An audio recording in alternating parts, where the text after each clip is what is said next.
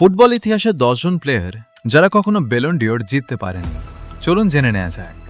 10 নম্বরে ইংল্যান্ডের Wayne Rooney, Manchester United ও ইংল্যান্ডের অন্যতম সেরা ফরওয়ার্ড।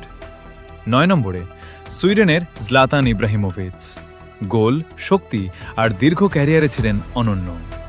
8 নম্বরে আরিয়েন রোবেন, তার বিখ্যাত ক্যাটিন আর বাঁ পায়ের শট ছিল ভয়ঙ্কর।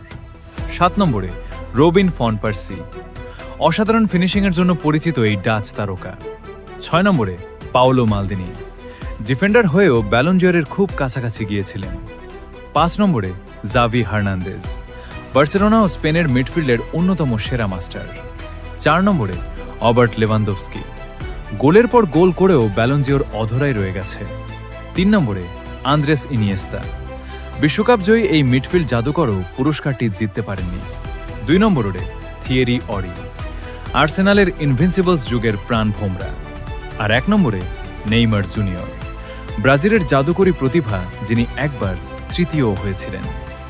আপনার মতে এদের মধ্যে সবচেয়ে বেশি ব্যালন ডিওর প্রাপ্য ছিলেন কে?